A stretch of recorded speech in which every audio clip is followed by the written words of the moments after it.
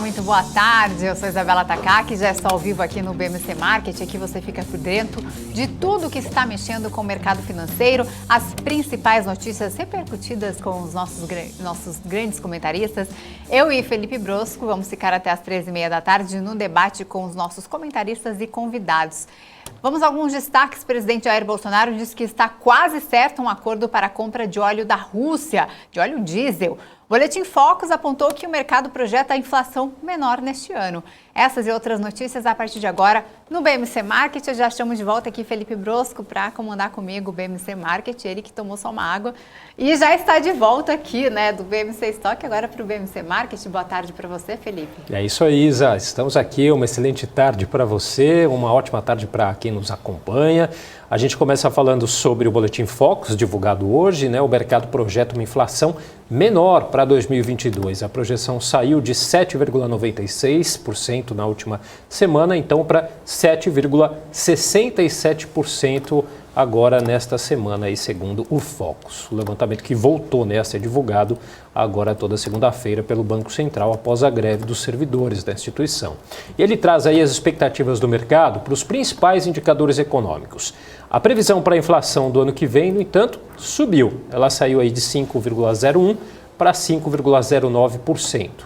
Para 2024, a expectativa saiu de 3,25% para 3,30%. E a projeção para o PIB deste ano melhorou. O mercado agora espera um crescimento aí de 1,59% contra 1,51% da última divulgação. Para o ano que vem, a expectativa foi mantida em 0,50% e para 2024 caiu de 1,81% para 1,80%. A previsão para Selic neste ano continua igual. A expectativa é que a taxa básica de juros encerre o ano aí em 13,75%. Para o ano que vem, a expectativa também foi mantida, só que em 10,50%. A previsão do mercado para o dólar no fim deste ano subiu, saiu aí dos R$ 5,09 para R$ 5,13 e para o fim do ano que vem a expectativa foi mantida em R$ 5,10. A projeção para 2024 saiu de R$ 5,07 para R$ 5,06, R$ 5,06. Bom, ainda sobre dados da economia, o índice que mede a inflação na cidade de São Paulo avançou 0,43% na primeira quadricemana de julho, acelerando em relação ao fechamento do mês, alta de 0,28%, segundo a FIPE. 4 dos 7 componentes do índice migraram para a inflação ou avançaram com maior vigor. Foi a habitação, alimentação, saúde e educação. E o IBGE estimou aí 261 milhões de toneladas a safra brasileira de cereais, leguminosas e oleaginosas em 2022. Foi o que apontou aí o levantamento sistemático da produção agrícola de junho, que foi divulgado pelo órgão. Embora o valor seja 3,2% ou 8 milhões aí de toneladas a mais que a safra de 2021, que ficou aí em 253 milhões, o índice é 0,6% abaixo da estimativa de maio, ou 1,5 milhão a menos. A área aí a ser colhida atinge 72,5 milhões de hectares, o que significa aí uma alta de 5,8% ou 4 milhões de hectares na comparação com o resultado de 2021. Em relação à projeção de maio, representa um crescimento de 209 mil hectares, ou 0,3%.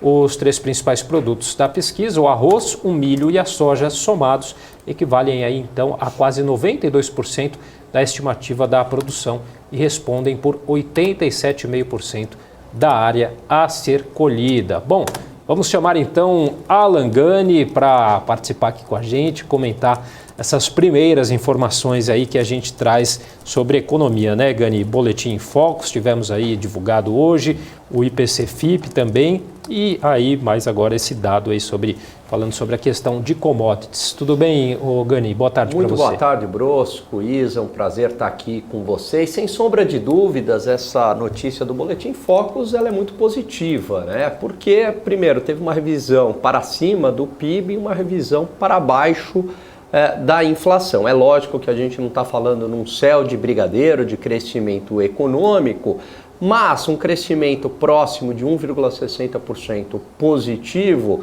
está bem longe daquele pessimismo, daquela queda projetada no início do ano, onde muitos analistas diziam que o PIB seria negativo. A inflação também, que estava entre 9% e 10% e agora aí próximo de 7,5%, é claro que pesou bastante a redução do ICMS, e não vejo também que essa redução tenha sido algo muito ruim. Eu costumo dizer que quando o governo pensa, o governo aí, qualquer governo, né? Quando o Estado ele pensa em aumentar gasto, ele não pensa duas vezes, cria lá um gasto, uma despesa pública que nós, contribuintes, temos que custear. Então também, da mesma maneira, houve uma redução tributária e agora estados que se virem aí para fazer esse ajuste e manter, e eu acredito que isso acontecerá, e o ICMS deve agora permanecer nesse patamar para energia, para combustível, que são considerados bem essenciais. Então o Estado aí que faça a sua parte de enxugamento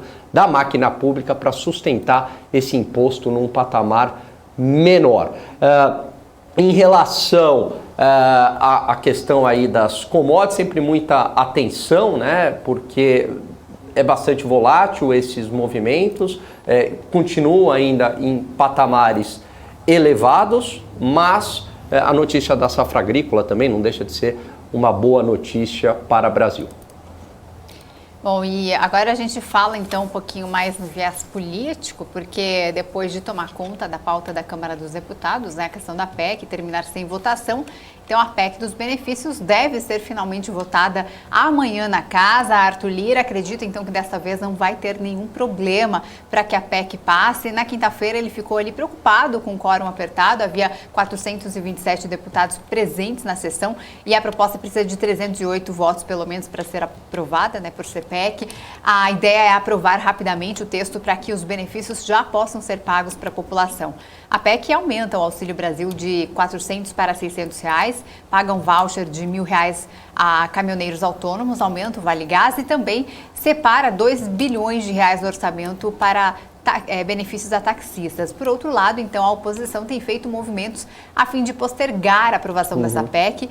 Embora a maioria tenha votado a favor quando a proposta passou pelo Senado, o argumento é que a liberação de benefícios a 3 meses da eleição tem caráter eleitoreiro. Outro ponto batido pela oposição é a criação de um estado de emergência e o tamanho do teto, do gasto ali fora do teto.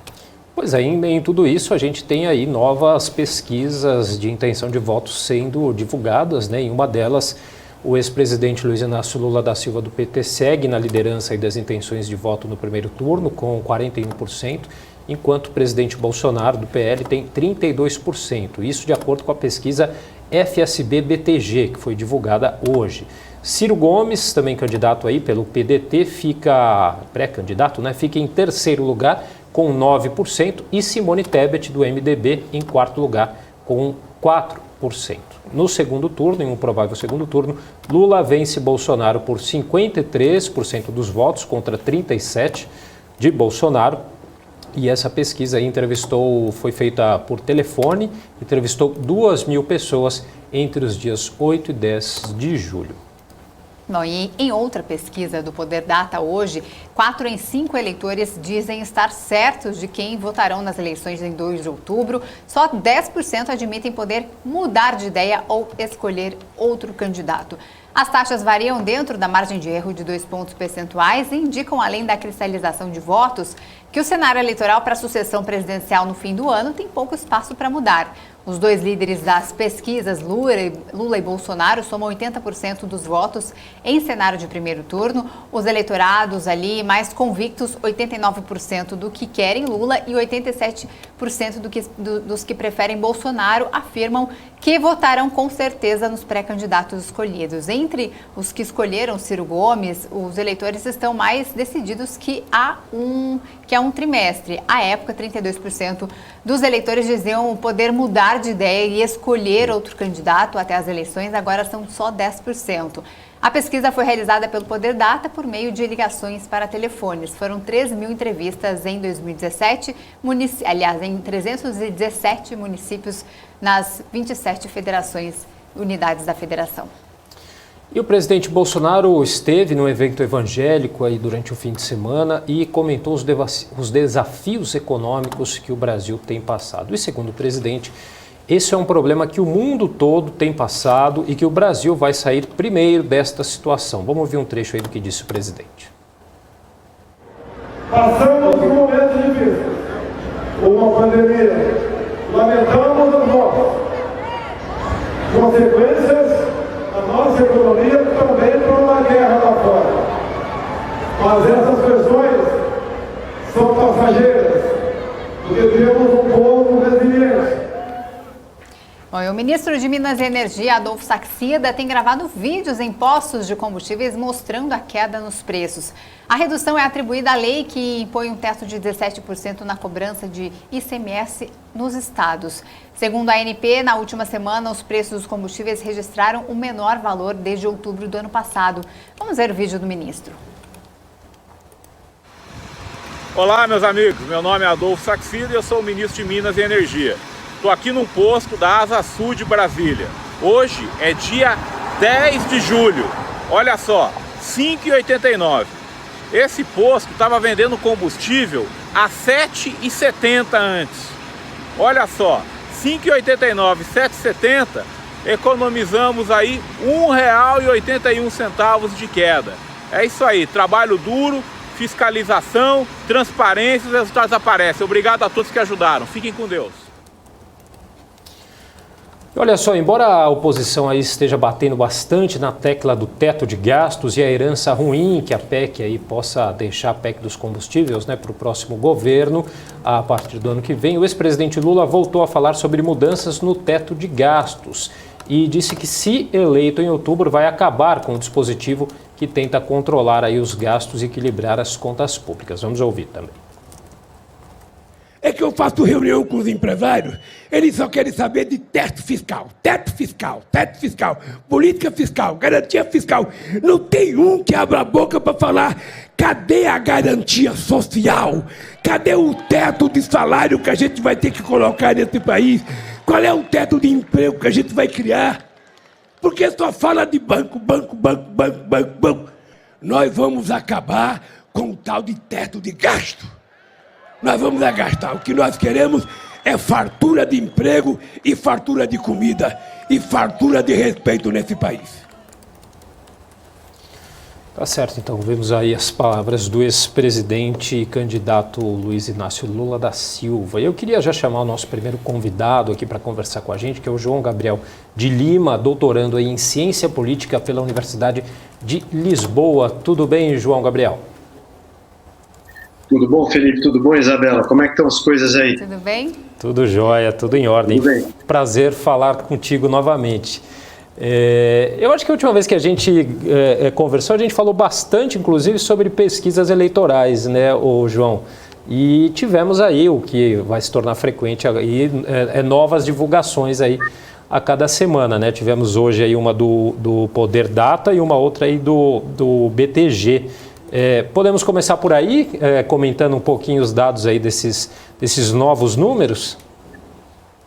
Pois é, eu acho que é um bom começo mesmo, porque, na verdade, a novidade dos números é que não há novidade. A gente está num flat das intenções de voto dos principais candidatos há muito tempo, na verdade, desde o ano passado, né? O ponteiro não mexe. E isso é uma notícia, isso é que os analistas de pesquisa dizem, quer dizer, não está tendo mudança, né? E uma coisa que é interessante da gente ver é, agora o presidente Bolsonaro está em campanha há muito tempo e ele começa a intensificar a campanha dele, né? Então a gente vê que ele está de olho no voto dos mais pobres, né, dos brasileiros mais pobres, que de uma maneira geral, em sua maioria, demonstra essa intenção de voto no Lula, e a gente viu todos esses auxílios, toda essa política social aí que vai explodir o teto de gastos, como a gente já falou, né? Na verdade, buscando o voto dos mais pobres, e por isso está tendo toda essa polêmica, né? Se isso não é algo inapropriado, né? Porque eu estou fazendo uma política social com uma finalidade eleitoral, né? Mas, enfim, ele está buscando votos mais pobres. A gente viu o presidente Bolsonaro na Marcha para Jesus, ou seja, buscando também o voto dos evangélicos ali, votando o voto das pessoas mais religiosas, que estavam mais ou menos divididas, né? Na eleição anterior elas estavam com o presidente Bolsonaro e agora estavam bem divididas entre ele e Lula, e ele já está ganhando alguns pontos ali nesse eleitorado evangélico e no eleitorado religioso.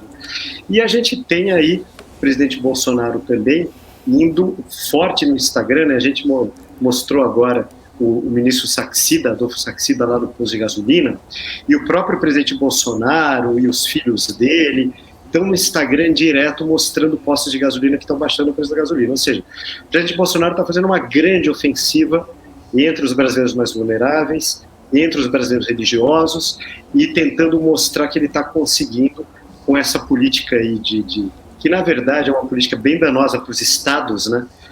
Que vão ficar sem com menos arrecadação, mas é uma política que pode baixar o preço dos combustíveis realmente.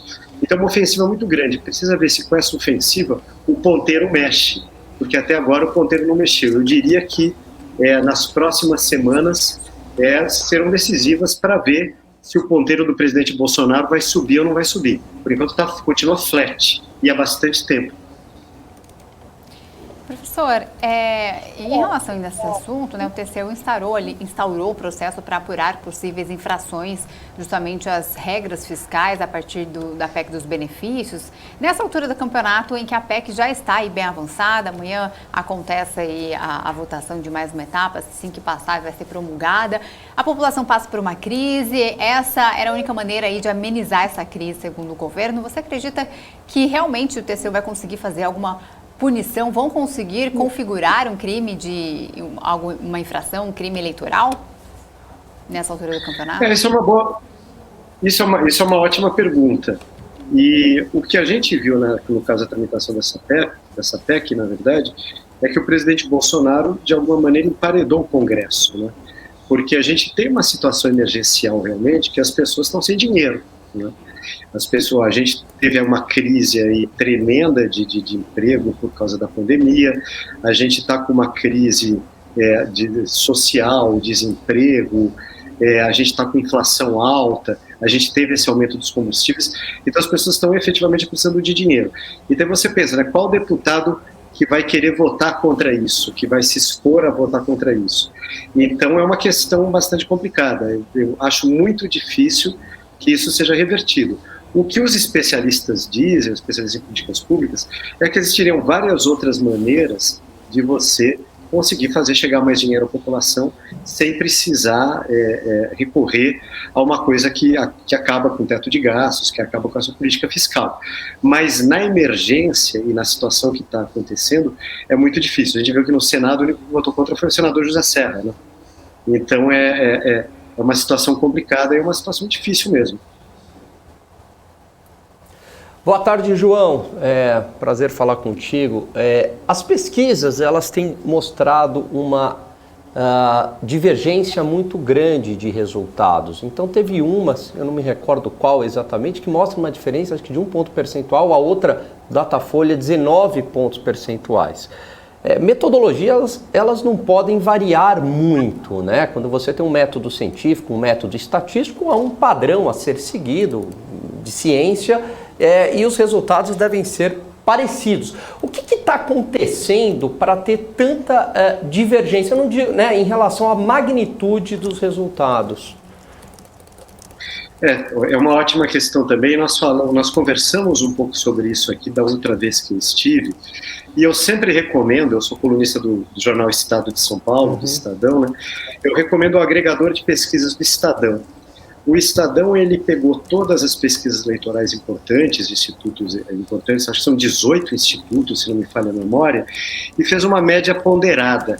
Essa divergência, ela se deve basicamente a uma coisa, ao fato de que você tem algumas pesquisas que são presenciais e feitas e com intervalo maior de tempo entre umas e as outras, e elas pegam um cenário mais preciso da fotografia, e algumas outras pesquisas que elas são feitas por telefone, e essas pesquisas por telefone elas são feitas com uma frequência maior.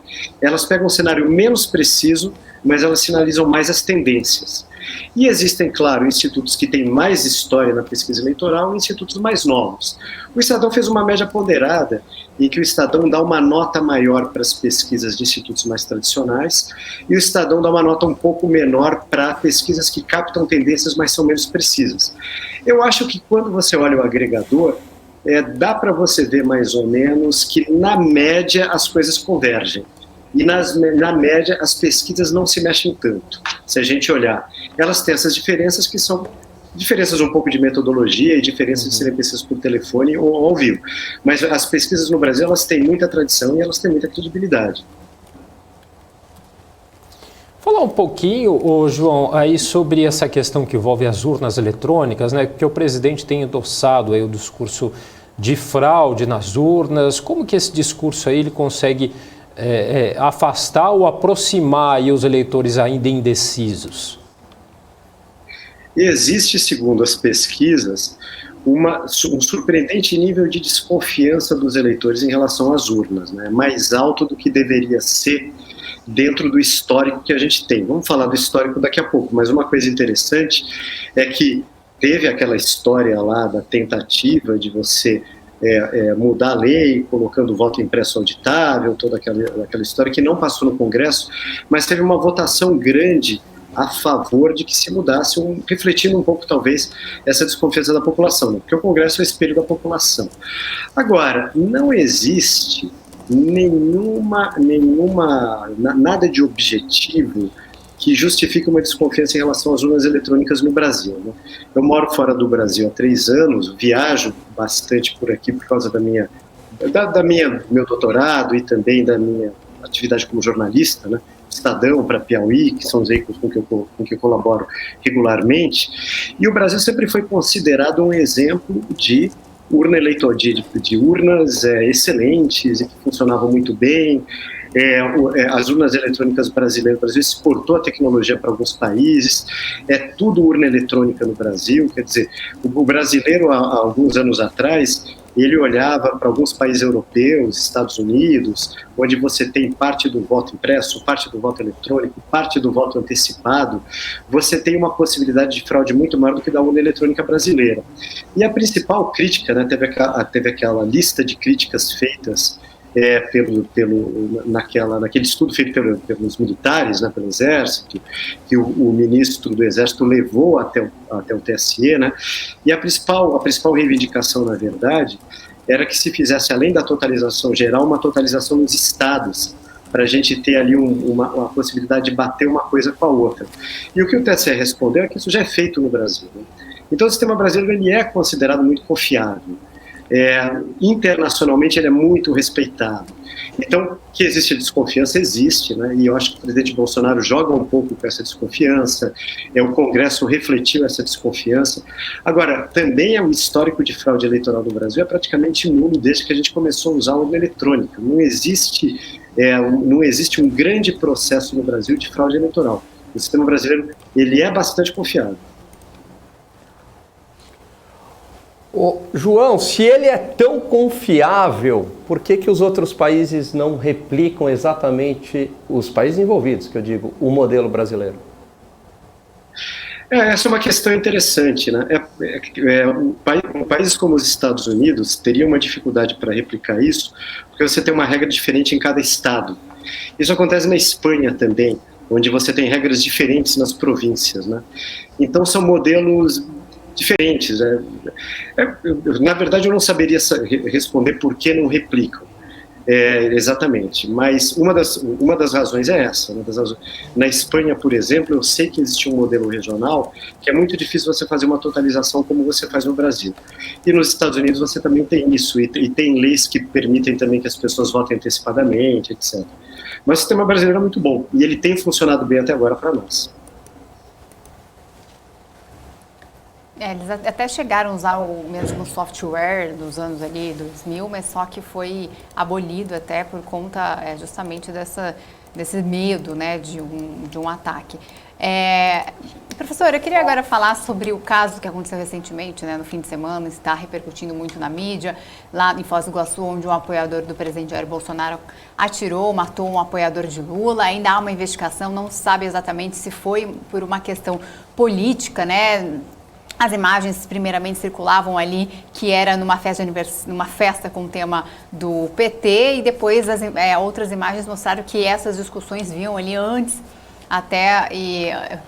brigas até antigas entre esses dois. Há uma investigação, o caso está sendo apurado, né, mas há um grande foco neste caso, e também inclusive há outro caso, né, outros casos que ficaram famosos, não tão famosos quanto esses, mas como, por exemplo, do vereador petista que agrediu um apoiador do Bolsonaro. Inclusive, o ex-presidente Lula ontem defendeu o agressor, o maninho do PT, né, ele que foi réu por tentativa de homicídio contra esse empresário. Esse cenário de polarização deve piorar, né, ao longo desses meses, à medida que as eleições se aproximam, mas deve favorecer alguma parte? Você acredita que há dois pesos e uma medida por parte da mídia aí nesses casos? A gente sabe que existem casos dos dois lados, mas parece que apenas um lado sempre prevalece. Eu acho que os dois casos são lamentáveis, né, que você citou aí, né? A gente teve uma agressão do militante do PT a um empresário na época que estava tendo toda aquela questão relativa à prisão do Lula, né? Nada justifica uma agressão, e é ruim que um candidato à presidência da República elogie um agressor, né? E esse caso também é um caso horrível, né? A gente teve aí um assassinato do militante bolsonarista em relação a um tesoureiro do PT, né? E como você falou, né, Isabela, a gente não sabe ainda exatamente a razão do crime, tudo que aconteceu e tal. Agora, é muito ruim para o Brasil, é muito ruim para a imagem internacional do Brasil, que o Brasil passe a ser um país em que começam a ocorrer crimes relacionados com política, embora não sejam crimes exatamente políticos, né? A gente teve agora um crime que foi péssimo para a imagem brasileira no mundo inteiro, que foi o assassinato do Bruno Pereira e do Dom Phillips, né? O Bruno Pereira um ativista ambiental, o Dom Phillips um jornalista inglês, né? Talvez pelo fato de ser um jornalista inglês isso repercutiu muito internacionalmente. E uma coisa que a gente vê o Brasil ele sempre foi visto no mundo inteiro como um exemplo de democracia na América Latina que funcionava bem.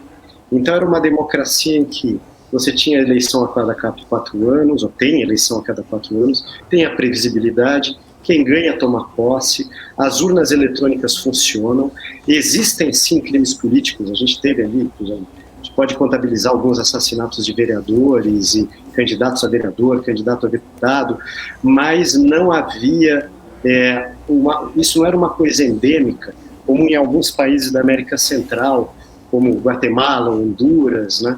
Países, democracias respeitáveis, mas que tinham muitos crimes relacionados com política, né? Então é péssimo para a imagem do Brasil se isso escalar, se isso começar a acontecer com muita frequência no Brasil.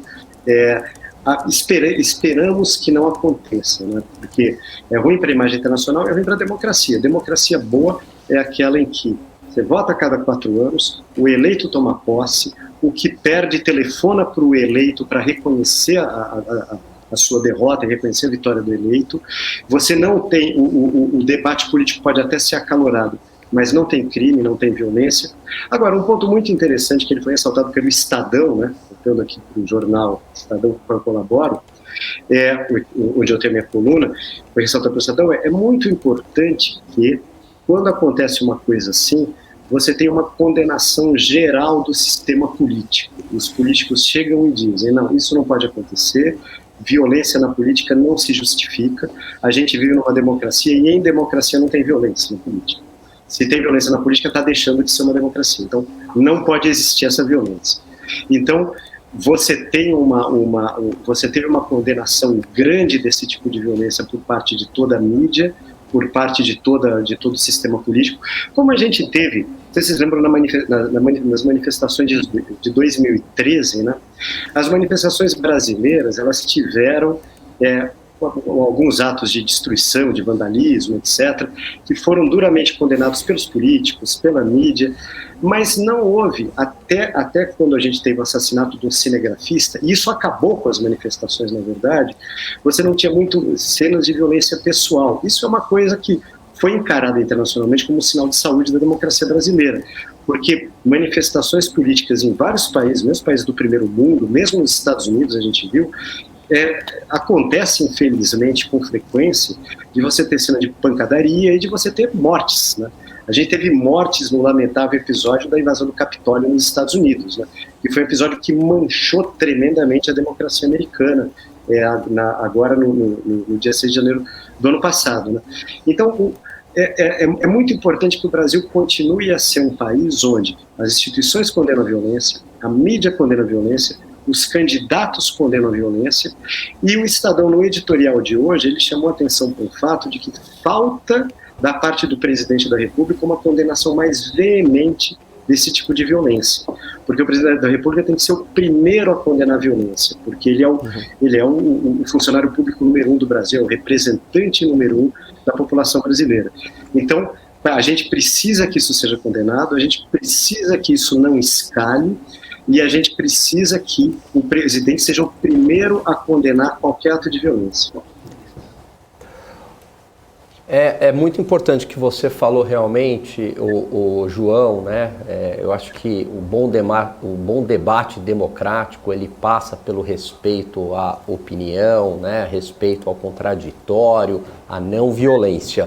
Agora, eu pego um jornal que não é o jornal que você trabalha e tem a seguinte capa: promotoria vai investigar agressores de atirador bolsonarista. Só que na própria reportagem diz o seguinte, que precisa-se ainda apurar a motivação do crime. Quer dizer, não se sabe ainda se é um crime político. Você não acha que uma manchete dessa, com este rótulo, não incendeia mais o ambiente? Porque pode ser que o bandido, que eu quero dar um exemplo, o bandido vote no Lula. Aí ele matou alguém, mas não é um crime com uma motivação política. Ele vota, é uma correlação, né? Ele vota no Lula e cometeu um crime e infelizmente matou uma pessoa. Mas quando você coloca esse rótulo, você não incendeia ainda mais a situação antes mesmo da apuração do fato?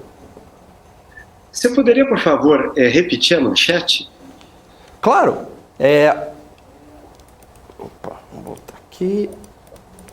Promotoria vai investigar agressores de atirador bolsonarista. Agressores de atirador bolsonarista. Nessa manchete, a gente não tem não está implícito que foi feito um crime político, né? O atirador disse que era bolsonarista. O que a gente sabe desse crime o atirador era bolsonarista porque ele falou isso na hora de atirar, isso é um fato. A gente tem um fato que era uma festa cujo tema era o PT, e a gente tem um fato que ainda vai se investigar a motivação do crime. Eu acho que não existe, a gente não tem como saber se isso foi um crime político ou não. A gente sabe que teve um cara que disse que era bolsonarista e que atirou em alguém que estava dando uma festa do PT, e que a motivação do crime vai ser investigada. Eu acho que eu não vejo que a imprensa esteja rotulando. No caso dessa manchete que você falou, que eu nem sei de qual veículo é. O que eu vejo é que há uns fatos e não dá para dizer que foi um crime político. A gente tem outros casos aí de crimes que foram, havia suspeita de que era político ou não, foram investigados e não era, né? E a gente tem dois casos aí muito claros, né, de investigação. A gente tem a facada que o presidente Bolsonaro sofreu quando era candidato, do Adélio Bispo, né? Ali foi um episódio absolutamente lamentável, e um episódio que é aquela coisa que a gente falou, né? Não lembro no Brasil de você ter tido um candidato a presidente que tenha sofrido um ato de violência tão horrível, né, quanto esse do presidente Bolsonaro. E a gente viu ali que isso foi usado politicamente dos dois lados, né? Naquela época houve gente do PT que falou que a facada era falsa, e houve gente do bolsonarismo que disse que era alguém ligado ao PT ou alguém ligado a um partido político que deu a facada. você teve a investigação desmentiu as duas coisas, quer dizer, era uma facada de verdade, foi um atentado realmente, sim, ao contrário do que dizia o PT, mas a investigação também mostrou que não havia uma motivação política, embora o esfaqueador, né, o Adélio Bispo, ele aparecesse em algumas propagandas em redes sociais ligado a um partido político que era o PSOL, mas foi constatado que ele tinha problemas mentais e tudo aquilo que foi feito na investigação. Então a gente tem que esperar sempre o resultado da investigação. O outro caso que a gente ouve falar, que marcou a política brasileira de violência na política, e que foi um caso horrível também, né, foi o caso do assassinato do prefeito Celso Daniel, que tivemos toda aquela investigação, que foi objeto até de um documentário recente que está no Netflix, documentário que eu recomendo, é um documentário muito bem feito, muito isento, né, e também foi a mesma coisa, né? Um lado falou que o prefeito, o lado petista na época, muita gente falou que o prefeito tinha sido assassinado porque tinha sido um crime político feito pela direita contra a esquerda. Aí houve também a questão que o PSDB no começo insinuou que era um crime político feito por uma máfia de corrupção, né? E aí a gente teve depois as investigações chegaram a duas conclusões. A primeira, que havia muita corrupção na prefeitura de Santo André, muita corrupção envolvendo o governo do PT, ou seja, foi comprovada a corrupção na investigação que foi feita pela polícia e pelo Ministério Público, primeiro ponto. Segundo ponto, não se achou nenhuma prova que conectasse essa corrupção ao assassinato do prefeito. Pode ter sido mandado por alguém que fazia parte do esquema de corrupção, uma especulação, uma hipótese da polícia. A polícia de São Paulo, que era uma polícia tucana, né, da polícia do governo tucano, na verdade, ou seja, se fosse comprovada a conexão, seria bom para o candidato do PSDB, mas não foi comprovada a conexão, né? Os delegados foram lá, investigaram, foram atrás de várias provas e essa conexão não foi confirmada. Então, acho que vale... Esses dois exemplos são exemplos interessantes, né? São exemplos que você teve o crime político, nas paixões, os dois lados tentaram usar o crime politicamente, colocou-se a polícia para investigar e a polícia desvendou. Claro, o caso pode ser reaberto? Pode. Alguém pode aparecer uma hora com uma nova prova, tanto no caso do Adélio Bispo quanto do Celso Daniel, pode aparecer. Mas até agora, em todos os casos, nos dois casos, a gente tem que não foi crime político, e no caso do Celso Daniel, não foi crime político, mas havia sim um esquema de corrupção na prefeitura. João, independentemente das causas da polarização, mas a gente vê uma polarização no mundo inteiro, né? Nos Estados Unidos, um país dividido, hoje o Brasil dividido, entre outros países europeus também, você pode falar melhor do que eu sobre isso. Como é que a gente, principalmente no Ocidente, a gente vai conseguir pacificar? Porque fica muito complicado, né? A gente ter uma sociedade polarizada, dividida, sendo que alguns valores tem que ir numa direção só, né? Ter um objetivo comum, né? O Ortega y Gasset, no livro dele, dizia desse objetivo comum da sociedade, do Estado, né? No Rebelião das Massas. Como é que a gente consegue sair dessa e pacificar a sociedade?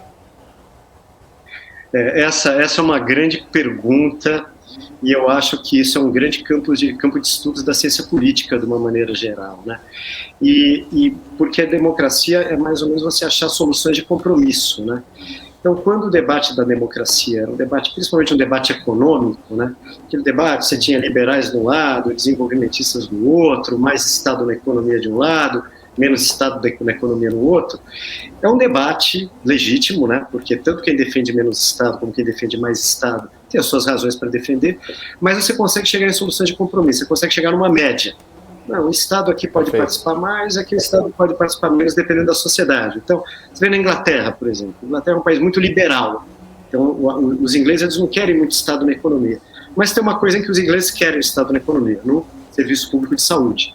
Todas as vezes que na Inglaterra algum político cortou verba do serviço público de saúde, o eleitor foi contra, o eleitor votou num outro político que dizia que ia voltar a verba no serviço público de saúde. Então, dentro da democracia, o bonito da democracia é que você pode chegar a soluções de compromisso e cada país vai achar a sua solução. Tem um país que vai querer mais Estado, o outro vai querer menos Estado, o outro país vai querer que o Estado participe na educação e na saúde, mas não incentivando empresas. outro vai querer que incentive empresas, mas não participe tanto na educação e na saúde, outro vai achar que não é nada disso e tal. E aí os países vão evoluindo, eles vão achando suas soluções, eles vão achando seus caminhos, né? Então, você conseguir manter o diálogo dentro de uma premissa que você possa chegar a soluções de compromisso é muito importante. O que aconteceu em vários países, né? Eu sou otimista, né? Então eu acho que não está tudo se encaminhando para uma polarização em que ninguém consegue conversar, né? Mas o que está acontecendo nesse país e que ninguém consegue, que as pessoas não conseguem conversar, é justamente que as pessoas não conseguem conversar. Quer dizer, não se chega naquele meio comum, não. A gente precisa dar um passo além. Nosso país precisa ir para frente. E como é que a gente pode fazer, independentemente das divergências que a gente tem, como é que a gente pode chegar a um ponto comum, né?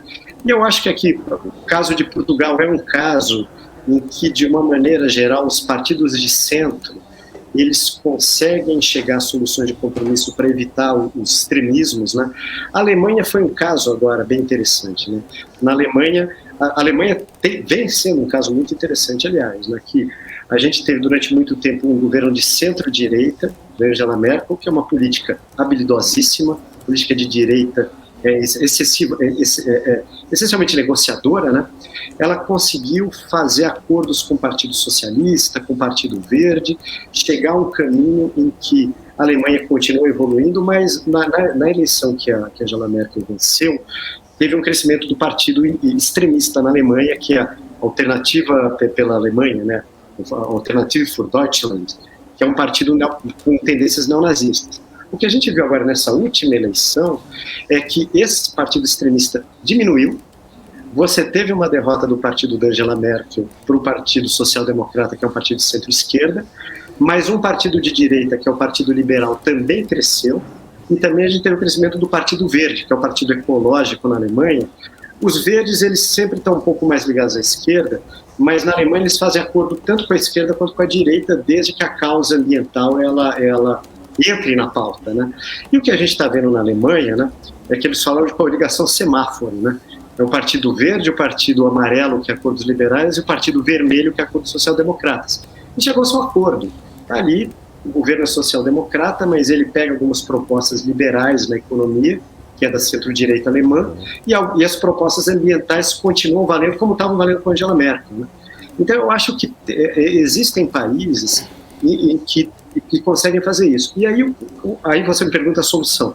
É muito difícil, é pergunta de $1 milhão, mas eu tenho um caminho que me parece muito claro, que é países em que a classe política baixa a bola, Angela Merkel, o próprio atual chanceler alemão, os governantes de Portugal. Em Portugal, o presidente é de centro-direita e o primeiro-ministro é de centro-esquerda.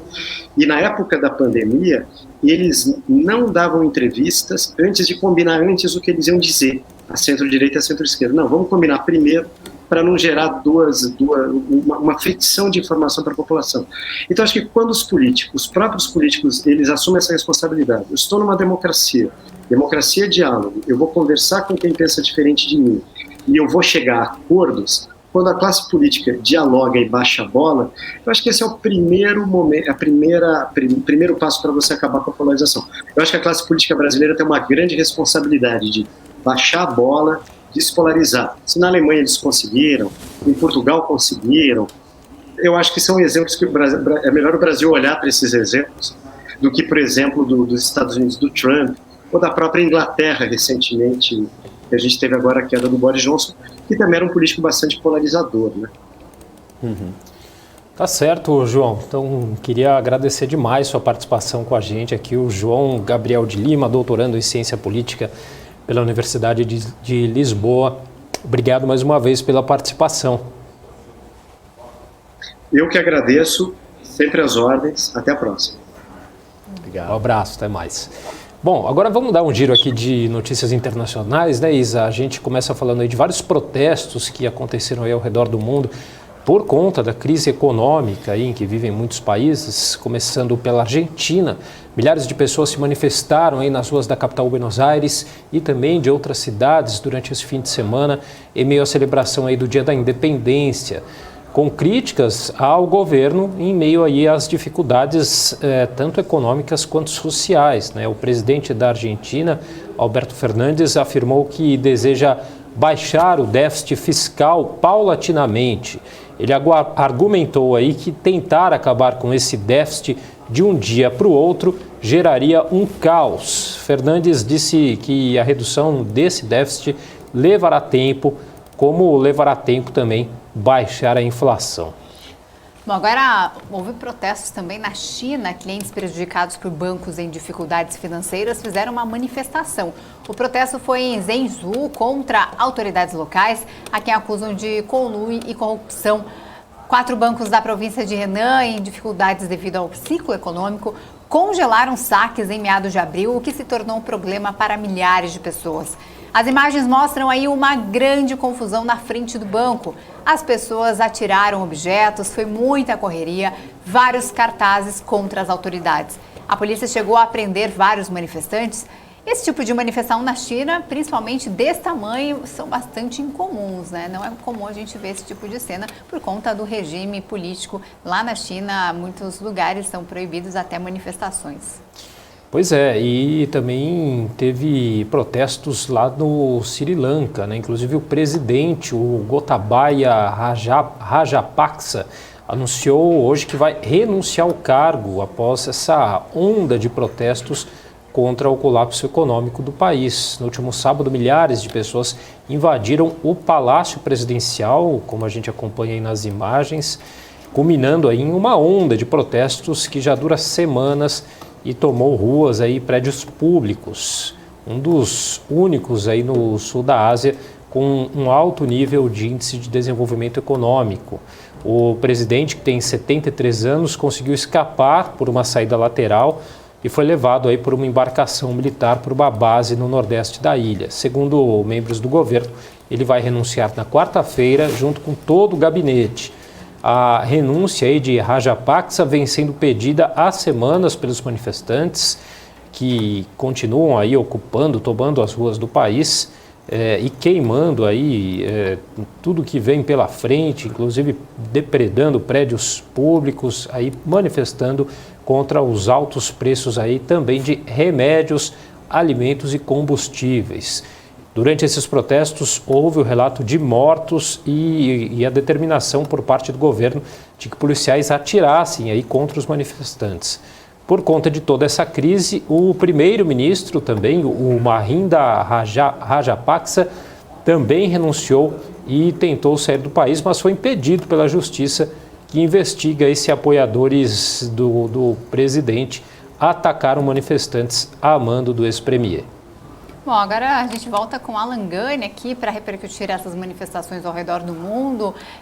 Outras manifestações também aconteceram, como Holanda, ali que está sendo proibida de cultivar ali os produtores agrícolas não podem mais, são proibidos de fazer seu cultivo. Mas as questões econômicas estão pegando mesmo na Argentina, Sri Lanka e na China, como acompanhamos. A Argentina passa aí de 60% da inflação, Sri Lanka, uma crise econômica tremenda, nunca vista antes. Queria que você comentasse, né, esse pós-pandemia, no meio da guerra, né, a gente ainda não está no fim da guerra, mas por que esses países se aprofundaram tão intensamente aí numa crise econômica sem precedentes, estão indo às ruas com muita revolta e com razão, né? Estão ali faltando alimentos. O Brasil pode se tornar aí um país também a viver esse tipo de situação? Olha, Isa, a fatura da pandemia, ela chegou. As medidas de restrição que foram adotadas no mundo inteiro, muito parecidas, com exceção em um ou outro lugar, em um ou outro estado americano, mas na maioria houve lockdowns bastante rigorosos e houve, claro, um efeito sobre a economia e que é prolongado e está chegando agora. A gente fazendo um contraponto, eu fazendo um contraponto em relação a tudo bem, você é uma questão aí de custo-benefício, né? Então a gente tranca a população para evitar o alastramento da pandemia. Mas, por outro lado, também, isso não significa que essas medidas não teriam custo no mundo real. E é o custo da economia.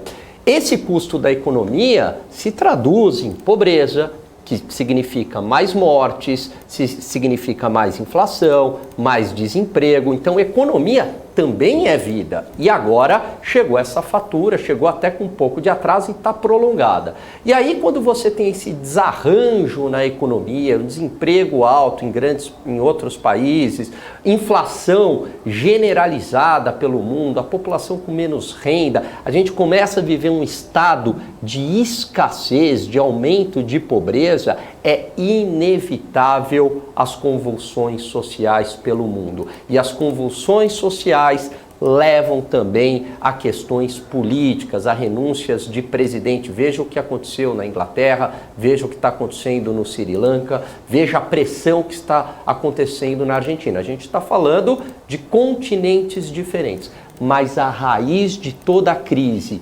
econômica, de toda a crise social e de toda a crise política está ligada às medidas de restrição tomadas durante a pandemia. Não estou nem aqui dizendo se foram acertadas ou não, estou dizendo que as medidas, é claro, que teriam consequências sobre o mundo real.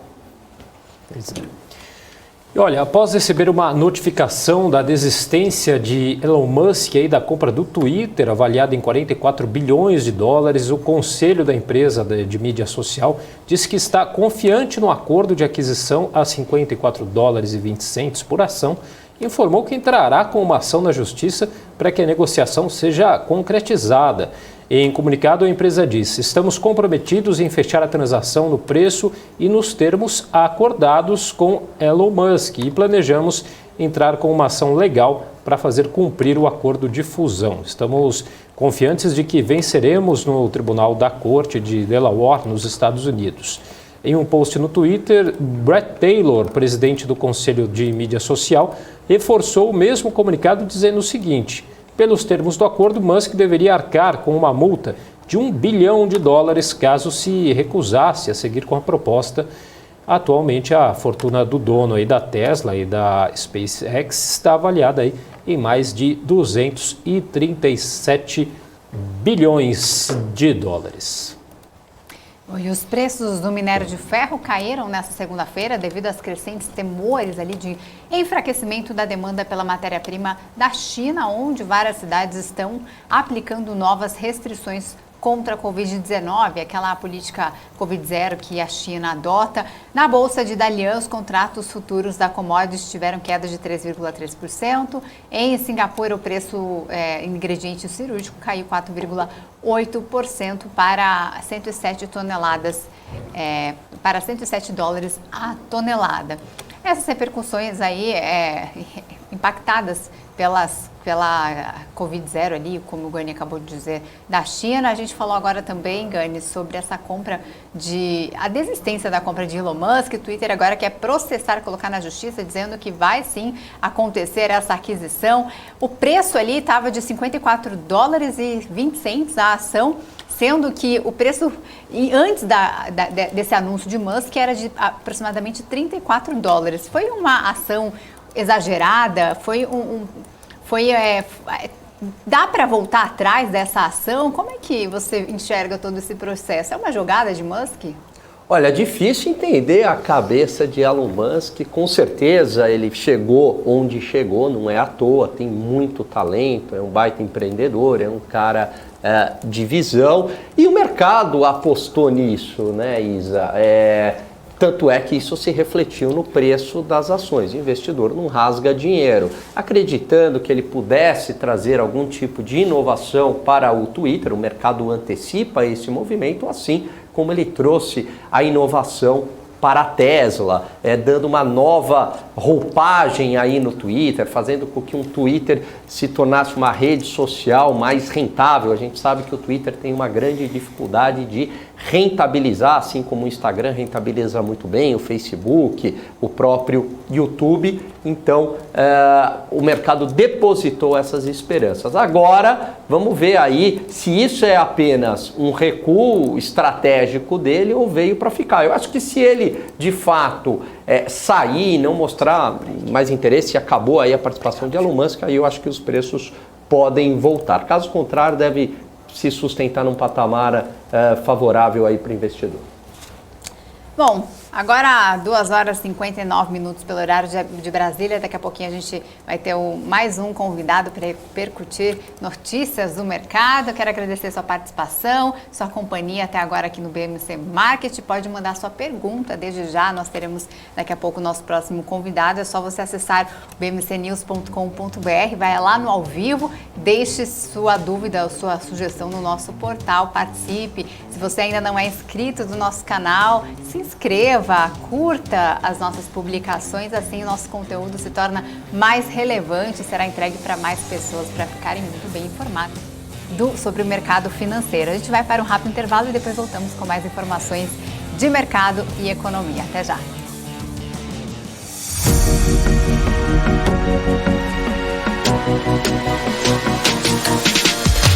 BMC News, informação que gera valor. Notou a inflação explodindo recentemente? Preço da gasolina? O seu dinheiro está desaparecendo? Rentabilize suas criptomoedas com a Bybit Ganhos. Tudo isso em uma plataforma intuitiva, segura e dinâmica. Não perca mais tempo, porque tempo é dinheiro. Abra sua conta hoje mesmo. Bybit.com. Se hoje você assiste um filme, pede comida e chama um táxi em poucos cliques, por que você ainda faz o seu imposto de renda como se você estivesse na idade da pedra? Você não tem que ficar reunindo um monte de documentos ou fazendo todas as contas na mão. É possível sim fazer em poucos cliques utilizando uma plataforma chamada Velotex, que integra com as principais corretoras e plataformas para que você faça tudo de forma simples, fácil e totalmente segura. Vá no site velotex.com.br ou escaneie o QR Code e faça seu imposto de renda em 3 minutos. A CapTable é a maior plataforma de investimentos em startups do Brasil que conecta você, investidor, a essa nova economia. Nós selecionamos e avaliamos as empresas em ascensão de forma rigorosa. E você se torna sócio das marcas mais inovadoras e com futuro exponencial no mercado. Invista de forma descomplicada, inteligente e exponencial. Acesse captable.com.br e faça parte da nova economia. Profit, a plataforma oficial da BMC News. Acesse o site e faça um teste gratuito.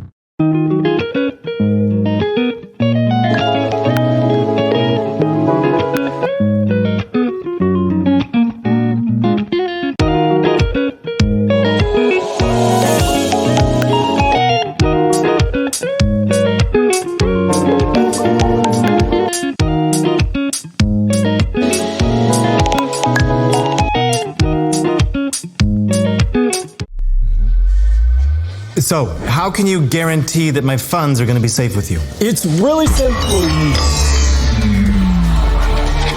It's hard to find a broker that meets all your expectations. Or is it really? Active Trades Online Broker since 2001. Yeah, I see.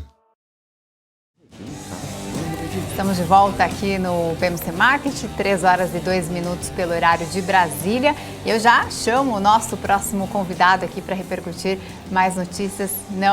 Daqui a pouquinho, então, a gente vai continuar aqui, vai chamar o nosso próximo convidado. Ele já está se preparando, logo estará aqui junto com a gente. Eu vou só repercutir uma notícia aqui com Alan Gani, que a gente... inclusive falou um pouco mais cedo e foi assunto inclusive do podcast da Paula Moraes junto com o Ale de Lara. Eles falaram bastante, Gani, sobre a questão ali de um possível desabastecimento mundial, de uma crise alimentar mundial. Se fala muito também de um desabastecimento do diesel para o próximo semestre, né? Há vários alertas ali de várias instituições.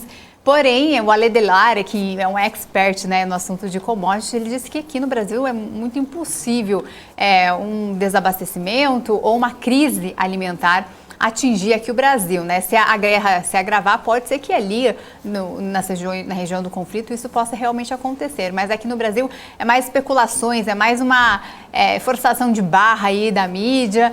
Qual que é a sua opinião em relação a essas notícias? São exageradas em relação a essa crise de segurança alimentar, crise energética, até a possível falta de diesel aqui no Brasil, em que o governo não estaria fazendo nada para solucionar isso? Agora a gente viu que o presidente vai comprar da Rússia, né? Foi legal essa pergunta, Isa, porque eu acabei esquecendo na minha fala inicial de ter comentado este assunto.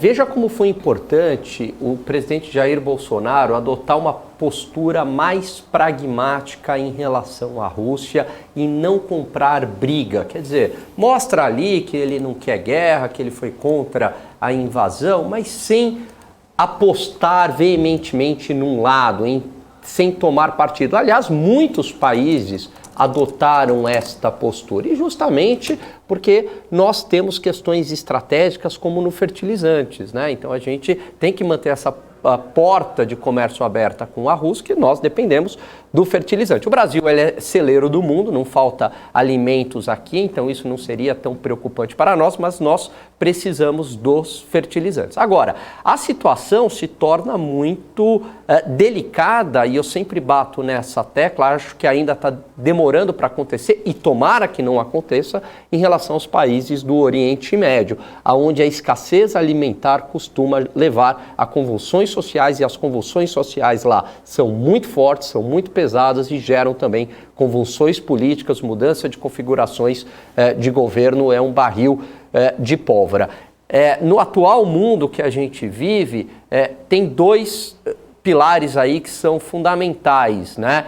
O pilar da alimentação e o pilar da energia. E a alimentação também não deixa de ser energia para nós. Mas hoje os países que acabam tendo recursos energéticos ou recursos alimentares acabam tendo uma vantagem competitiva nesse mundo aí onde o xadrez geopolítico mudou.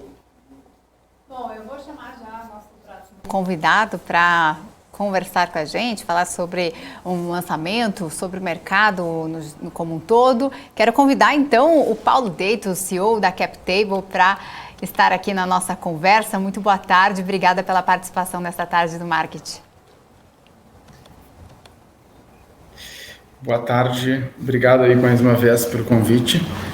E hoje é um dia muito especial aqui para nós da CapTable, não só porque é o terceiro ano da nossa empresa operacional, como é o dia que a gente lançou, pioneiro no mercado, o que a gente está chamando de Marketplace, que é a possibilidade das pessoas transacionarem subsequentemente, né? Ou seja, ela comprou uma startup na nossa plataforma, agora ela pode revender isso através da nossa própria plataforma. Então a gente está bem contente, que acha que isso vai revolucionar o mercado aqui.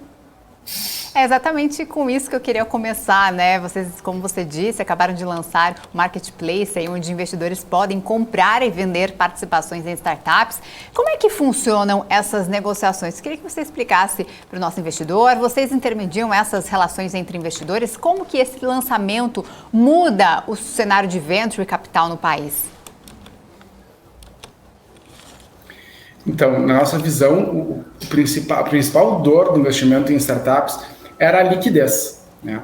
Investimento em startups, até agora, era um investimento somente de longo prazo, né? Agora, com a CapTable Marketplace, os investidores que comprarem os títulos das startups através da nossa plataforma vão poder transacionar, né, negociar, onde a gente intermedia. A gente tem um mural onde as pessoas podem colocar desejo de compra ou desejo de venda dos títulos, né, que eles compraram das startups, e as outras pessoas podem ir lá e pegar aquela ordem de compra ou venda que está listada no nosso mural.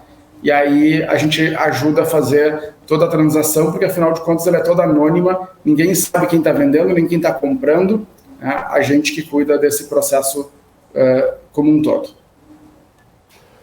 Ô Paulo, parabéns pela empresa. Eu acho que um dos grandes problemas do Brasil é esse custo do capital tão elevado para quem quer empreender, né? E isso, é claro que facilita, a empresa de vocês está facilitando esses investimentos em startup. Eu quero ir lá e quero investir numa startup, quero comprar um título através da plataforma de vocês. Pelo que eu entendi, é quase uma bolsa, né? Ou pelo menos um balcão organizado que vocês fizeram aí conectando esses investidores. Como é que eu, investidor, eu posso avaliar uma startup? Existe algum tipo de material para, eu quero comprar aquele título daquela startup? Isso é possível? Como é que eu faria isso? É possível. O que a gente criou aqui, só para fazer um disclaimer, é como se fosse, mas a gente não pode chamar de bolsa. Né? Tá.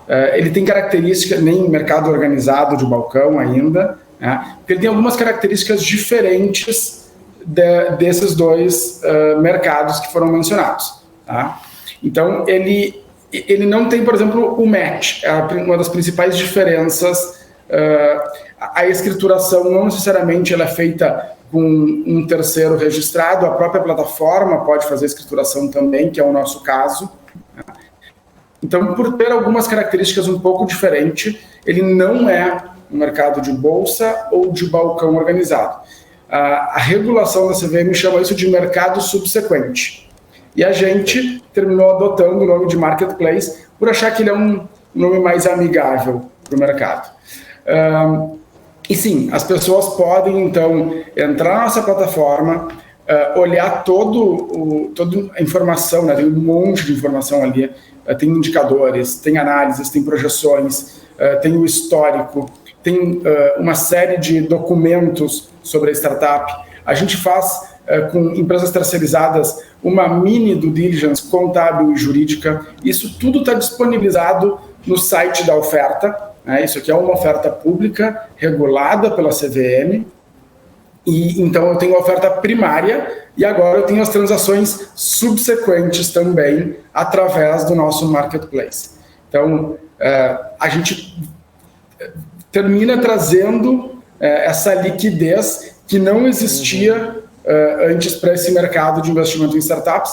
E, enfim, a gente acredita que isso vai mudar um pouco o cenário e muita gente vai passar a poder investir em startups, porque antes não investia por não ter essa possibilidade de liquidez.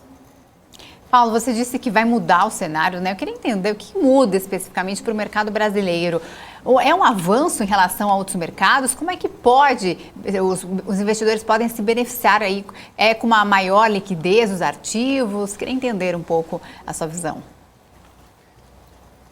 Legal. O Brasil é um dos primeiros países do mundo a permitir esse tipo de transação. Então, sim, é uma grande evolução, né? O regulador, a CVM, está sempre buscando inovar, trazer o que existe de mais moderno aí e avançado em termos de possibilidades para desburocratizar um pouco esse mercado. E como eu falei, acho que isso aqui só existe de fato nesse formato no Reino Unido. Tá? O Brasil, então, é pioneiro nisso também. E, enfim, hoje é o primeiro dia, né? A gente até hoje de manhã já teve as duas primeiras transações realizadas por pessoas independentes aqui da plataforma hoje de manhã. Então, está sendo tudo uma experiência, né? Em alguns dias a gente vai dizer um pouquinho melhor como isso vai funcionar de verdade, mas por enquanto já está bem movimentado, um monte de gente colocando as suas ordens ali no mural, tanto de compra quanto de venda. E Paulo, então é assim, você tem a oferta pública da startup para conseguir recurso, deixa eu ver se eu entendi o modelo. Tem essa oferta pública, eu posso, através da plataforma de vocês, me tornar sócio dessa startup como investidor, colocar dinheiro lá, né? E depois eu posso, valorizou, a startup está indo muito bem, tem um prognóstico muito positivo em relação à empresa, eu posso ir lá e vender a qualquer momento para um outro investidor. É exatamente assim que funciona, meu caro? Exatamente isso. Não adicionaria nenhuma palavra ou parte do processo do que tu falou. Né? A gente facilita esse processo de buscar investidores para o empreendedor e dos investidores de achar os empreendedores aonde poder alocar seu capital. Né? E E no futuro, e antigamente, né, tu teria que esperar a startup ter um exit, como se chama no mercado, que é ela vender para alguém ou numa nova rodada te permitirem uma secundária. Aqui a gente pode falar isso, né? Porque numa rodada tu pode ter primária ou secundária, então numa secundária tu poderia recuperar o teu dinheiro, né, vendendo a tua participação. Agora não. Agora, a qualquer momento, tu pode entrar na plataforma, no nosso marketplace, e registrar lá tuas ordens, né? E isso, claro, vai depender de uma outra parte querer tomar a tua ordem, né? Mas vai trazer a liquidez no momento que tu quiser. Então, a gente vem falando aqui, investir em startups não é mais somente de longo prazo, né? Agora pode ser a qualquer momento. Paulo, eu queria entender também, eu posso transacionar apenas companhias que estão ali no marketplace da CapTable ou eu posso transacionar também outras investidas? Essa é uma excelente pergunta. Por enquanto, a regulação só autoriza transacionar aquelas startups que passaram pela nossa plataforma, né? Agora, tem startups que não passaram pela nossa plataforma, que se quiserem estar aqui tem que fazer uma rodada, né? E aí vão poder transacionar também no nosso marketplace. Paulo, uma outra pergunta. É lógico que startup é um estágio muito inicial de uma empresa, então muitas ainda não dão lucro e quando dão reinvestem, mas em algum momento essas empresas começam a ficar grandes, sustentáveis e aí elas começam a distribuir o lucro. Existe essa possibilidade no futuro, através da plataforma de vocês, quer dizer, de cair ali, de ter uma espécie de conta, investimento, não sei se isso existe, por isso que eu estou perguntando, aonde eu vou receber os dividendos da startup que se tornará uma empresa madura futuramente? Essa pergunta eu não tenho a resposta. O bom de fazer ao vivo é que às vezes acontecem coisas que a gente não sabe responder ainda, né? Mas... quem sabe, né? Vamos ter que... Fica a ideia já para vocês inovarem nisso também, né? Vamos conversar com o regulador para entender como é que isso vai se comportar, mas do jeito como eles são abertos a conversas, né? Acho que é um excelente ponto para levar para uma próxima conversa, que nunca tinha sido levantado. Então eu te agradeço aí pela ideia. Legal. Muito bom. Agora eu queria falar um pouquinho sobre o mercado de delivery, né? Muitas startups e companhias apostaram nesse setor antes da pandemia, intensificaram suas atividades durante a crise sanitária. Ainda há espaço para essas empresas, na sua opinião? Quais os diferenciais que novas iniciativas devem buscar aí para se destacarem no mercado? Muito boa pergunta também essa. A gente viu ali no começo do ano uma mudança tributária, né, e regulatória ali de âmbito trabalhista, que até fez com que o Uber Eats saísse do Brasil, né? Mas a gente entende que as plataformas de delivery já estão relativamente consolidadas. Agora, usar a tecnologia, essa plataforma de delivery, para chegar no cliente é algo que realmente tem muitas mais utilidades dos que as de fato estão hoje disponíveis, né? O que neste mundo a gente chama de last mile, né? Então, a gente entende aí que diversos tipos de empresas que hoje não se utilizam dessas plataformas de delivery podem começar a pensar e então as empresas de produtos, né, as DNVBs, como se chama no mundo, produtos que verticalizam toda a cadeia, desde a produção até a entrega, podem se beneficiar cada vez mais dessas redes que já estão formatadas ali e disponíveis para ajudar as startups a crescer. Ô Paulo, dentro das startups, quais os segmentos assim que estão mais agitados, né, com mais procura? Tem surgido mais startups nesse segmento. Você consegue aí elencar quais seriam? Aqui na CapTable, o que a gente mais teve até agora foram fintechs.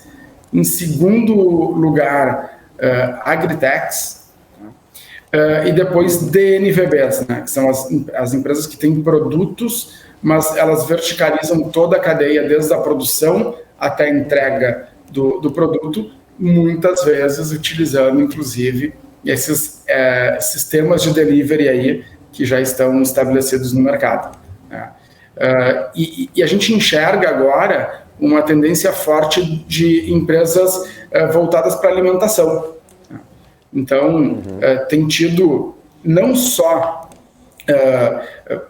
relacionado a comida, por exemplo, de plantas, que temos procurado, né?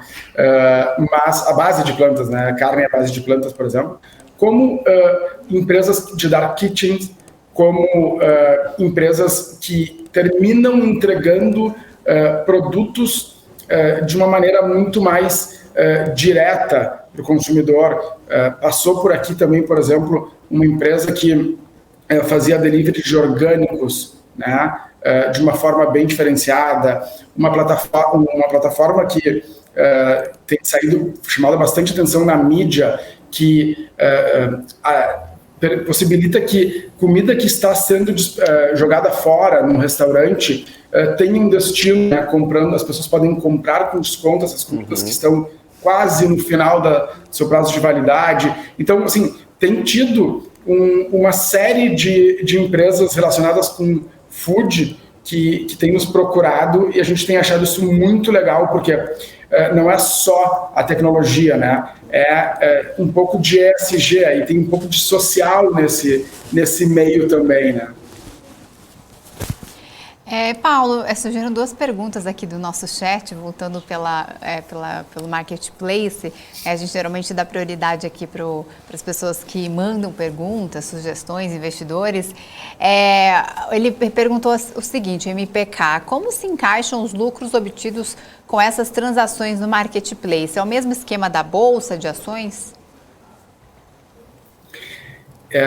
Então, hoje não tem ainda a isenção do IR, que nem tem na Bolsa, mas com certeza essa é uma pauta que a Associação de Fintechs deve levar para os reguladores, né, para a Receita provavelmente também, para ver se a gente consegue um enquadramento. Eu sei que o Cássio Espina, que é um dos principais anjos aqui, investidores anjos do Brasil, criador da Anjos do Brasil, que já está aí há 12 anos nessa luta, defende bastante essa equiparação.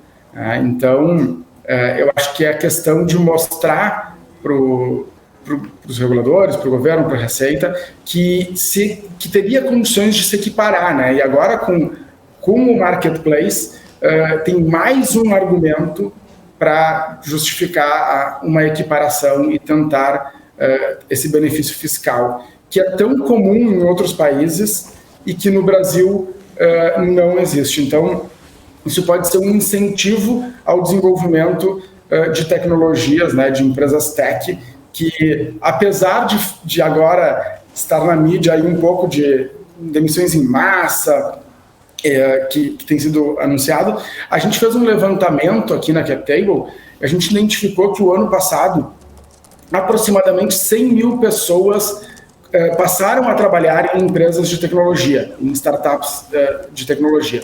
E até agora, no Brasil, foram anunciados um pouco mais de 3 mil demissões. Vamos dizer que tenha uma série de outras demissões que ainda não foram noticiadas, mas que não acreditamos que deve passar de 10 mil. Mesmo assim, mais de 90 mil pessoas continuam, né, empregadas desde o ano passado, fora as que já vinham já trabalhavam em startups, né? Então, conseguir uma equiparação com as regras da Bolsa, com certeza vai aquecer esse mercado e fazer com que muitos empregos possam ser gerados também. Tem mais uma pergunta aqui do nosso chat. Eu posso transacionar apenas companhias que estão no Marketplace da CapTable ou posso transacionar outras investidas, né? Parecida com o que você já trouxe aqui pra gente, né? Exatamente. Eu tenho uma pergunta, então, se der tempo, Isa, dá? Dá Desculpa, Paula. Paulo, pode falar. Não, eu ia dizer desculpa, que eu que errei a ordem. aqui da pergunta. Mas pode fazer, Gani. Paulo, eu quero começar a investir em startup. Qual que é o caminho das pedras? Qual que é o beabá? Eu entro em qual site? O que eu faço? Me cadastro? Quanto tempo leva? Me fala aí. É super simples, então captable.com.br. Hoje a gente lançou nossa nova marca, nosso novo site, justamente para marcar o lançamento do Marketplace. Aí é só fazer o cadastro, confirmar o seu e-mail, né? E depois acessar as oportunidades que estão ali. Leia toda a informação, sempre muito importante, né? Fazer a reserva são 4 simples passos. Depois aparecem os dados para realizar o depósito. Realizando o depósito, geralmente no máximo um dia a gente valida e você já é um investidor de uma startup. Simples assim. E a partir de R$1.000. Bem importante isso.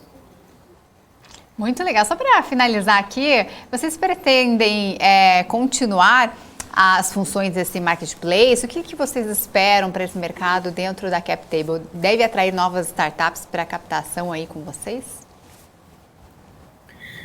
Hoje de manhã, mais de 3 me procuraram. Isso que eu não cuido mais dessa parte aqui dentro da empresa.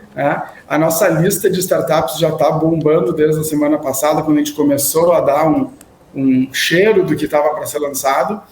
E sim, tanto investidores quanto startups estão interessados em entender como isso funciona melhor e quais são os benefícios para ambos, né? E na nossa visão, assim como acontece no mercado tradicional, tem diversas vantagens de participar de um mercado como esse. Enfim, e aí só hoje já tivemos mais de R$100 mil em demandas, né, em ordens de compra ou venda listadas. Na última vez que eu vi isso ao meio-dia. Então, sim, a gente está vendo que é algo que, apesar de ser muito, muito novo, recém-lançado, né, a gente lançou às 9 da manhã hoje, já está movimentando, já está dando um volume. Aí nos próximos dias a gente deve sentir de verdade como é que isso vai funcionar. Tá certo, Paulo. Quero agradecer muito a sua participação, pelos esclarecimentos. Parabéns aí pelo lançamento. Conversamos com Paulo Deitos, CEO da CapTable. Obrigada. Seja sempre muito bem-vindo aqui. Obrigado, da pessoal. BMC News. Até mais. Obrigado. Valeu. Valeu. Tchau. Bom, agora a gente vai direto para Brasília com a nossa repórter de lá, Kelly Cali, que tem novidades para a gente, porque vetos sobre a Lei da Segurança Nacional e faz as rodovias, e lei também, faz ferrovias, aliás, que estão na lista da sessão de hoje do Congresso Nacional. Essas questões estão na agenda, então a Kelly Cali tem mais detalhes para a gente. Boa tarde para você, Kelly. Oi, Isa, boa tarde para todo mundo que acompanha o marketing aqui na BMC News. Então, tá previsto, né, na verdade, estava prevista, né, para começar às 3 horas da tarde, a sessão do Congresso Nacional, que vai analisar alguns vetos e analisar também projetos de lei do Congresso Nacional. Entre eles, o projeto de lei número 5, que é aquele que fala ali sobre projeto da lei das diretrizes orçamentárias. Em tese, viu, Isa, o Congresso só pode sair em recesso a partir do próximo dia 17, caso aprecie e aprove esse projeto de lei, porque ele volta lá para o Palácio do Planalto, né, junto com os seus ministérios, realizarem ali o projeto, sim, da lei das diretrizes, né, de fato, o projeto de lei orçamentária, que é aquele que vai trazer para o ano que vem toda a discussão sobre orçamento, o que é que vai ter cada ministério, quanto é que vai ser destinado para cada área, que áreas vão ter mais recursos e outras menos, enfim, quais são as prioridades do orçamento para a partir do ano que vem, né? Então é isso que está em discussão, mas neste momento não do orçamento em si, mas do projeto que vai guiar o orçamento, né? Então, como eu disse, tinha essa previsão de começar às 3 horas, em geral atrasa. Quem vai presidir a sessão é o Rodrigo Pacheco, que é presidente do Congresso Nacional, né? Então ele vem aqui para o plenário da Câmara dos Deputados para evitar ali um quórum baixo. Ele acabou preferindo optando por uma sessão remota e também presencial, ou seja, uma sessão híbrida, né? Os parlamentares que quiserem participar da sessão presencialmente vão vir aqui para o plenário e os que preferirem participar de suas casas, enfim, de seus estados, vão poder participar remotamente, tá? Eu até anotei aqui 2 que foram até esses de que você falou, tá, Isa? Tem 2 vetos que tem destaque nessa agenda de hoje, mas não tem como a gente dizer de fato se eles vão entrar. Eu até noticiei mais cedo que estava havendo uma reunião ali pelo final da manhã e terminou no comecinho da tarde, do líder do governo no Congresso, Eduardo Mendes, com outras lideranças para justamente chegar a um acordo, né? Como é de praxe, em geral essas sessões elas são iniciadas depois de um acordo, justamente para que os parlamentares não fiquem ali, otimizem o tempo, digamos assim, eles fazem essa discussão de articulação e de acordos, né, por trás da sessão, e na sessão eles apenas executam o que foi acordado. Em tese, vinha funcionando sim, mas nas últimas sessões ali não tinha mais acordo, tanto é que passaram-se quase 2 meses para ter sessão e não teve, e na última sessão não teve muito acordo lá não, viu? Inclusive o Rodrigo Pacheco disse, se não tiver acordo, vai no voto, né? E aí você teve alguns vetos acordados em plenário na última sessão, que foi na semana passada, mas teve outros que ficaram para serem, né, negociados depois. Esses, por exemplo, no meio desses estão a Lei das Ferrovias e também a Lei de Segurança Nacional, né? Então você tem hoje uma expectativa de que essas 2 matérias voltem para o plenário com acordo, ou então para serem votadas e ver o que é que mantém, né? O que é que ainda tem o veto mantido, ou então o que é que realmente tem derrubado de veto, né? Mas não tem como a gente afirmar com toda certeza que essas 2 matérias serão discutidas em plenário, apenas que há uma expectativa de se discuti-las, tá? Então, além disso, você tem os projetos de lei que falam ali de recurso 4, 9, 13, 14, 17 e 18 para irem para o plenário hoje para serem discutidos. A gente vai continuar, claro, acompanhando aqui e daqui a pouquinho no Top a gente traz mais informação sobre como está a sessão no Congresso, caso ela tenha começado. Volto com você, Isa. Tá certo, obrigada, Kelly Cali, pelas informações direto de Brasília. Kelly volta então a qualquer momento com novidades. Bom trabalho para você, Kelly. E agora eu me despeço de Alan Gani, que volta amanhã no Market. Obrigada pela participação, Gani, nesta segunda-feira. Boa semana para você. Mais alguma consideração no dia de hoje para a semana? Não, por enquanto não. Aguardemos o dia de amanhã, Isa. Aliás, para falar a verdade, eu acredito que toda a PEC ela já foi precificada no Ibovespa. O que eu estou querendo dizer com isso? Que uma surpresa negativa não possa ter mais, pelo menos, estou falando da PEC, tá? Então, daqui para frente, acho que não rompe aí o patamar de 98, 97 por conta da PEC. A não ser que surja uma notícia mundial, alguma coisa ruim, mas pelo menos ela já foi toda precificada. E agora, até amanhã, né? Até amanhã. Obrigada. Bom Obrigado descanso para você, valeu. Gani. Até mais. Bom, é isso. A gente segue aqui com algumas notícias, um girozinho de notícias antes de encerrar o BMC Market. Daqui a pouquinho tem Top News com Débora Oliveira e Rafael Lara. Mas antes, eu queria passar aqui para vocês uma atualização dos preços da gasolina nos Estados Unidos, que caíram, mas esse alívio pode ser temporário. Depois de bater recorde em 14 de junho de $5 por galão, o preço médio da gasolina caiu 6% e na sexta-feira estava a $4,72 por galão. Mas esse recuo pode ser temporário, segundo analistas ali do Dow Jones. Demanda maior que esperada, queda nos preços do petróleo e aumento na oferta doméstica são apontados como os responsáveis por essa gasolina mais barata. Como julho é o mês mais forte para a demanda, a tendência de queda pode ter vida curta, então, segundo a Associação Automobilística Americana. No ano, os preços do petróleo WTI, que é a referência ali para os Estados Unidos, acumulam uma alta de 43%. Ainda combustível alto, mas deu uma aliviada lá nos Estados Unidos, né? Não é só o Brasil, vários países sofrem aí com o aumento do combustível por conta desta guerra. Eu tenho uma atualização aqui em relação ao presidente brasileiro, Jair Bolsonaro, que ele afirma que tem um telefonema marcado com Volodymyr Zelensky, o presidente da Ucrânia, no dia 18 de julho. Será a primeira vez que ambos os chefes de Estado conversariam após o início da guerra em 24 de fevereiro. Por enquanto, o presidente Jair Bolsonaro só tem mantido contato comercial com o presidente da Rússia, Vladimir Putin, para que não haja desabastecimento de fertilizante. Agora, o presidente já anunciou que vai comprar óleo diesel lá da Rússia. Por conta disso, ele manteve ligações e um relacionamento com o presidente da Rússia, Vladimir Putin.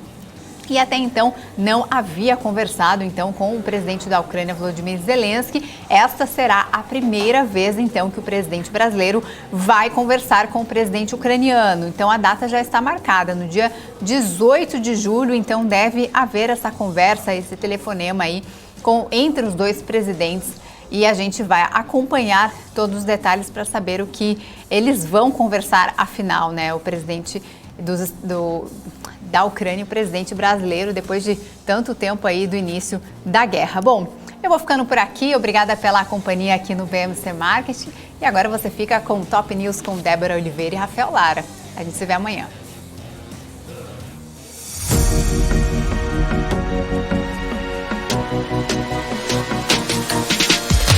BMC News, informação que gera valor.